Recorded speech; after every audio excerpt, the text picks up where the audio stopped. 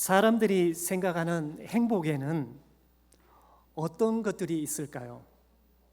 중국 경전 서경 1편인 홍법에 등장하는 5가지 복에 대해서, 다시 말해서 오복에 대해서 이야기하고 있는데요. PPT 화면 한번 띄워주시겠습니까? 그 오복의 첫 번째가 천수를 누리다가 생을 마감하는 장수의 복이 있습니다. 두 번째는 부하게 살아가면서 넉넉하게 물질로 살다가 그리고 풍요롭게 사는 그런 부의 복이 있습니다. 세 번째는 몸과 마음이 건강하고 깨끗한 상태에서 편안하게 사는 강령의 복이 있습니다. 네 번째는 도덕을 지키고 타인에게 베풀면서 선행과 덕을 쌓는 유오덕의 복이 있습니다. 다섯 번째는 건강하게 살다가 고통 없이 평안하게 생을 마감하는 고정명의 복이 있습니다. 만약 이 중에서 하나를 선택하라고 한다면 여러분은 어느 것을 선택하시겠습니까?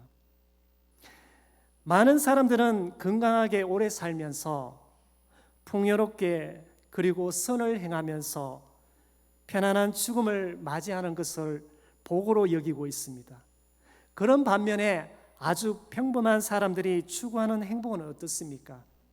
맛있는 음식을 다 잘 드실 수 있게 치아의 건강이나 자손의 번성이나 부부의 해로를 그리고 손님을 맞을 정도의 재산 그리고 마지막으로는 명당에 묻히는 것이라고 했습니다. 현대에 와서는 국가의 행복을 측정할 때에는 높은 소득이나 긴 수명 또는 정부와 기업의 투명성을 생각하게 되고 개인의 신장된 자유와 사회적 복지 등을 행복의 지표로 삼고 있는 것이 국가 행복의 기준이라고 합니다. 이러한 현상은 동서양 모두가 행복의 기준을 추구하고 있더라는 것입니다. 오늘 본문에서도 전도자는 우리에게 행복의 크기를 말하면서 진정한 행복이 어디서 왔는지를 묻고 있습니다. 3절에 있는 말씀입니다. 자식을 100명이나 두고 아무리 오래 산다 할지라도 인생을 마음껏 즐기지 못하고 죽어서도 편안히 묻히지 못할 신세라면 이것은 아예 낙태된 아이보다 못하지 않겠는가라는 것입니다. 전도자는 행복의 일반적인 근거로 자손의 번성을 첫 번째로 목표로 하고 있더라는 것입니다. 구약성경 시편 127편 3절에 보면 자식은 주께서 주신 선물이요 태 안에 들어있는 열매는 주님이 주신 보상이라고 했습니다. 시편 기자는 실제로 태의 열매를 축복으로 비유하면서 자식은 주님께서 주신 행복의 근거로 삼고 있더라는 것입니다. 그러나 자녀가 부모를 욕되게 할 수도 있기 때문에 무조건 행복으로 연결 지을 수는 없다는 것입니다. 지혜자는 잠언서 17장 25절에 미련한 아들은 그 아비의 근심이 되고 그 어미의 고통이 된다고 말하고 있습니다. 행복이라는 것은 자식이 있느냐 없느냐에 달려 있지 않습니다. 성경에서도 자식이 부모에게 기쁨이나 자랑이 되는 경우도 있지만 오히려 부모의 가슴에 대못을 받는 그런 자식들도 얼마나 많은지 모릅니다. 구약성경 창세기 4장에 보시면 아담과 하와의 아들 가인은 자식의 아우 아벨을 죽여서 부모의 가슴을 찢어 놓게 됩니다. 또한 창세기 9장 22절 이하에 보시면 노아의 아들 셈, 함, 야벳 중에서 함은 아버지가 포도주를 마시고 취해서 장막 안에서 아무것도 덮지 않고 벌거벗은 채로 누워있는 것을 보고도 겉옷을 가지고 와서 덮어주기는커녕 오히려 형 셈에게 또 아우 야벳에게 아버지의 수치와 실수를 드러나게 하는 부끄러운 짓을 저지르게 됩니다. 다윗의 아들 압살롬은 어떻습니까? 아버지를 향해 죽음의 칼을 겨누는 불효를 저지르는가 하면 솔로몬의 아들 르호보암은 아버지의 왕위를 이어서 선정을 베풀기는커녕 백성의 등이 휘어지도록 더 지독한 폭정을 일삼게 되더라는 것입니다. 이삭의 아들 에서는 이방 여인들을 아내로 맞이하여 부모의 마음에 근심을 주는 것을 보게 됩니다. 솔로몬의 뒤를 이은 르호보암의 자식을 생각해 봅시다. 18명의 아내와 60명의 첩 사이에서 28명의 아들들과 60명의 딸을 낳았지만 자식의 번성으로 인해 행복했다는 흔적은 그 어디에도 없다는 것입니다. 세계에서 가장 많은 가족을 거느린 사람은 인도의 동북부에 살고 있는 어느 농촌 마을에 살고 있는 지오나 차나라는 사람이 47년 동안 39명의 부인과 함께 94명의 자녀를 낳았으며 며느리가 33명과 손주를 다 합하면 한 집에 180명의 대가족이 방이 100개를 준비해 놓고 살아가고 있다고 합니다. 한 끼 식사에 쌀이 100kg, 닭이 30마리에 감자가 60kg가 필요할 만큼 대가족이라는 것입니다. 그는 4층 건물에서 살면서 1년에 10명의 아내를 더 맞이할 계획을 세울 정도로 아내와 자녀의 욕심이 참으로 대단한 사람이었습니다. 그러나 2006년에 이 땅을 떠나기 전까지 그는 20명의 아내와 함께 살았다고 합니다. 지오나 씨의 대가족을 보면서 과연 행복의 흔적을 찾을 수가 있을까요? 행복의 일반적인 근거로 두 번째로 생각해 보아야 할 것은 오래 사는 것입니다. 그렇다고 해서 행복의 크기가 인생의 수명에 비례하는 것은 아닙니다. 예수님은 33년을 사신 분이십니다. 우리가 생각하는 인생의 절정기에 절명하신 분이시기 때문에 장수를 행복의 기준으로 본다면 너무도 짧은 인생을 사신 분이십니다. 그러나 예수님은 이 땅에서 가장 만족스러운 삶을 사신 분이십니다. 이 땅에서 살면서 마음의 소원을 다 이루신 분이십니다. 이러한 마음의 소원을 다 이루신 예수님보다 더 행복한 사람은 없을 것입니다. 구약의 365세의 생을 마감한 에녹을 보십시오. 930세에 아담이 죽었고 셋은 912세에, 무두셀라는 969세에, 노아는 950세에 살았던 것에 비하면 당시로서는 새파랗게 젊은 사람이 너무나도 일찍 생을 마감하게 된 것입니다. 우리나라에서 가장 오래 살았던 분은 1895년 2월에 태어나 2005년 2월에 사망한 최애기 할머니입니다. 이분은 110세를 살았다고 합니다. 세계에서 가장 오래 살았던 분은 1875년 2월에 태어나서 프랑스의 잔느 칼망 할머니는 122년 6개월을 사셨다고 합니다. 칼망 할머니는 자신의 손자보다 34년을 더 살았다고 합니다. 그는 매일 적포도주를 마시며 담배를 피웠다고 알려져 있습니다. 오래 살았다고 아름답고 행복의 삶의 기준이 되는 것은 아니라는 것입니다. 제가 결혼할 당시에 저희 그 처가의 외할머니가 102살이더라고요. 102세에 은퇴하신 구원사님이신데 머리가 백발이시면서 이불 밑에서 삶은 달걀을 꺼내 주시면서 간식으로 드시라면서 주시더라고요. 신방을 오시면 목사님께 꼭 이불 밑에서 삶은 달걀을 이렇게 봉지에 넣었다가 끄집어내어서 이렇게 주시는 것을 보았습니다. 그래서 제가 할머니 저에게 축복기도 한번 해주십시오 했더니 할머니가 저를 향해서 이렇게 손을 잡고 축복기도 해주는데 저는 얼마나 많이 울었는지 모릅니다. 지금 저희 장인어른은 올해가 95세이십니다. 한 2년 전까지만 해도 운전을 하셨습니다. 그래서 93세까지 운전을 하셨는데요. 이러시다가 많은 사람들에게 피해를 주시겠다 싶어서 자녀들이 잘 설득을 해서 차를 매매하게 되었습니다. 치아가 전부 다 본인 치아이다 보니까 드시는 데는 너무나 잘 드시고 신 것을 너무나 좋아하시더라고요. 그래서 예전에 사역하면서 받았던 그런 자두를 저는 한 개를 제대로 못 먹겠는데 저희 장인어른은 그걸 한 통을 그냥 눈도 깜짝하지 않고 잘 드시더라고요. 지금 또 지팡이를 짚고 혼자 병원을 다니시고 병원에 가서 주사를 맞고 오시고 그렇게 하십니다. 저희 어머니는 85세신데요. 제가 앞전에 있던 교회에 사임을 하면서 어머니에게 걱정이 될까 싶어서 이야기를 안 했더니 어머니가 전화가 와서 나 다 안다. 나 유튜브 보고 너 사임했는 거 다 알았다. 지금 또 유튜브를 보시면서 정치 이야기를 하시고 이렇게 그런 시간들을 보내고 계십니다. 얼마 전에 저희 장모님이 88세에 미수 잔치를 하셨습니다. 그런 걸 보면은 앞으로 연령대가 얼마나 더 많이 아주 100세는 무난히 사시지 않을까, 앞으로 그런 일들이 있지 않을까 생각이 됩니다. 오래 살았다고 아름답고 행복한 삶의 기준이 아니라고 전도자는 그렇게 이야기합니다. 구약성경 창세기 5장 24절에 구약시대의 당시로서는 36세라는 짧은 인생을 살았던 에녹이지만, 하나님과 동행하며 살았던 삶은 짧은 생애이지만 그는 최고의 행복을 누린 삶을 살았다고 할 수가 있습니다. 행복은 누구와 함께 하느냐가 더 중요하다는 것입니다.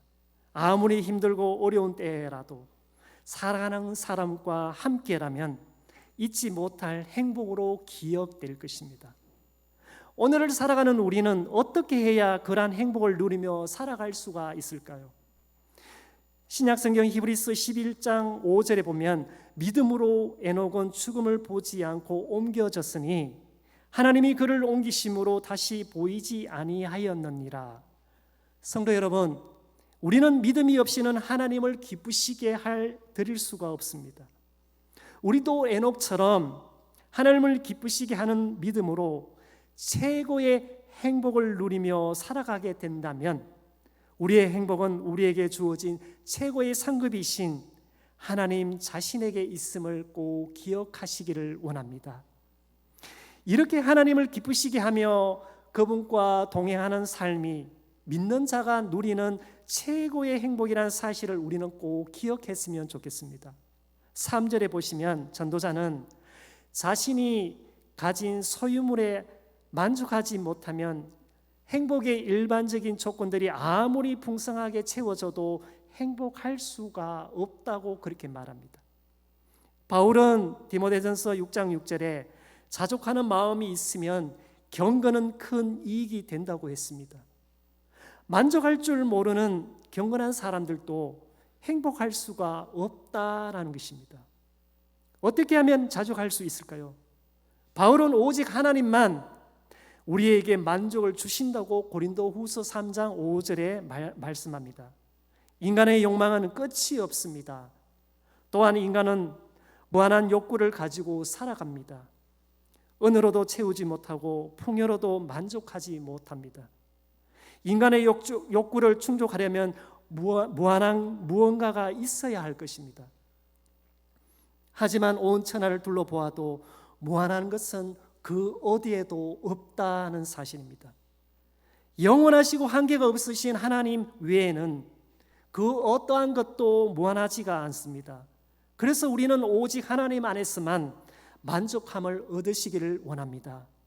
3절에 보시면 죽어서도 편안히 묻히지 못한다면 전도자는 죽어서 안장되는 것도 행복의 조건으로 지금 말하고 있습니다. 죽어서 제대로 안장되지 않는다는 것은 당시 이스라엘 사회에 있어서 가장 큰 불행이며 불명예스러운 것으로 보게 됩니다. 반면에 장중하게 장사하여 열조의 무덤에 안치될 때에 고인이 경건하게 복된 삶을 살았음을 인정하게 되는 것입니다.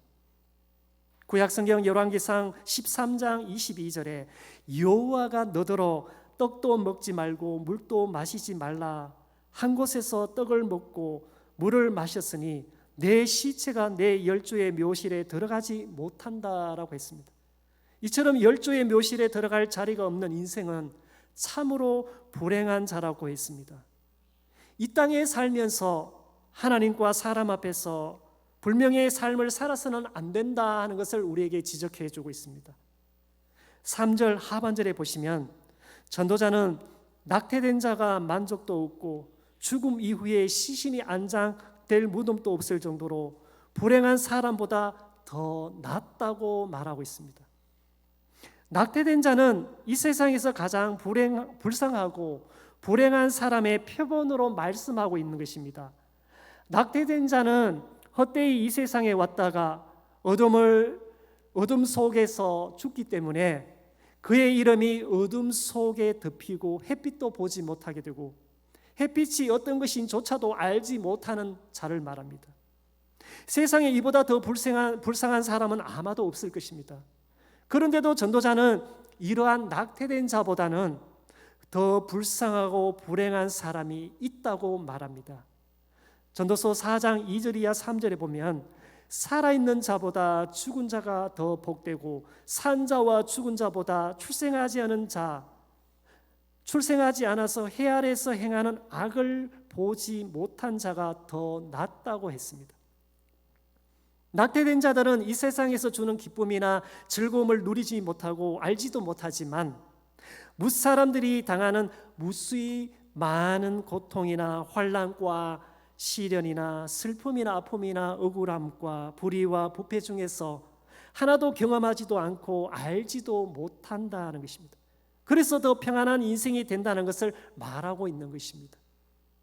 안식이라는 관점에서 한번 생각해 본다면 그 안식을 상실할 수 없는 낙태된 자가 너무나도 쉽게 안식을 빼앗기는 불행한 부자보다 차라리 낫다고 전도자는 우리에게 말씀합니다. 만족이 없고 안장되지 못한 자가 낙태된 자보다 불행한 또 하나의 이유를 전도자는 6절에서 비록 사람이 천년씩 2번을 산다고 해도 자기 재산으로 즐거움을 누리지 못하면 별 수 없습니다. 마침내는 둘 다 같은 곳으로 가지 않느냐라고 우리에게 반문합니다. 비록 그렇게 오랫동안 산 사람이 있다 할지라도 행복을 보지 못하면 너무나도 짧은 인생을 산 사람과 다를 바가 없다 하는 것입니다. 모두가 같은 곳으로 동일한 무덤이 기다리고 있는 모든 사람을 맞이하게 될 것입니다. 성도 여러분, 히브리스 기자는 한 번 죽는 것은 사람에게 정해진 것이요 그 후에는 심판이 있음을 히브리스 9장 27절에 말씀합니다. 모든 사람은 죽고 무덤에 묻히기 때문에 이후에는 하나님에 의해 동일한 기준에 따라 공정한 심판을 받게 된다고 말씀합니다. 그래서 전도자는 무덤으로 일찍 가는 것이냐 늦게 가는 것에는 큰 차이가 없다고 전도자는 우리에게 말하고 있습니다. 전도자는 비록 부자가 천년의 갑절을 살았다고 할지라도 캄캄한 태에서 햇빛도 보지 못하고 짧게 인생을 마감하되 더 평안하게 살았던 낙태자가 그보다 더 행복한 자라고 말씀하고 있습니다. 이 땅에 살면서 장수하며 행복을 누렸다 할지라도 모든 사람들이 동일하게 무덤에 들어가는 일에는 어떠한 변화도 주지를 못한다는 사실입니다. 전도자가 이 땅에서 다른 어떤 왕들보다 더 풍성하게 누렸던 최고의 부귀와 지혜와 영광에 대해서 예수님께서는 참으로 냉정하게 평가를 내리시게 되는데요. 누가복음 11장 31절에 솔로몬이 누렸던 최고의 지혜도 예수님의 지혜에 비한다면 아무것도 아니라고 예수님은 그런 냉정한 평가를 내리시고 있습니다. 성도 여러분, 남방의 여왕을 움직이게 할 만큼 탁월한 솔로몬의 지혜보다는 더 탁월한 지혜의 본체이신 예수님을 우리 안에 모시고 사시기를 원하십니다. 행복은 인생의 길에서 오지 않습니다. 재물의 액수에서도 오지 않습니다. 지혜의 분량에서도 오지 않습니다. 진정한 행복은 오직 마음의 만족에서 오는 것입니다. 영혼을 사모하는 우리의 마음은 유한한 이 세상의 것들이 아닙니다. 오직 영원하신 하나님에 의해서만 만족할 수가 있다 하는 것입니다. 참된 행복은 이 세상이 아닙니다. 오직 하나님께 있음을 기억하시기를 원합니다. 하나님은 때때로 이러한 사실을 이 세상에 전하시기 위해 우리의 인생을 때로는 도구로 사용하신다는 것을 기억하셨으면 좋겠습니다. 진정한 행복은 하나님을 전가하기 위해 우리로 하여금 비록 가난하고 연약하고 억울함과 멸시를 당하지만 그럼에도 불구하고 하나님의 은혜로 인해 늘 만족해하는 행복한 인생을 살아가는 것만이 우리가 진정 꿈꾸는 그런 참된 행복을 누리며 살아가게 될 것입니다. 이러한 하나님의 은혜가 여러분의 삶 가운데 부어 주실 줄 믿습니다. 주님의 은혜와 영광이 여러분의 삶 가운데 나타나실 줄 주님의 이름으로 축원합니다. 네, 기도하시겠습니다. 우리의 삶의 주관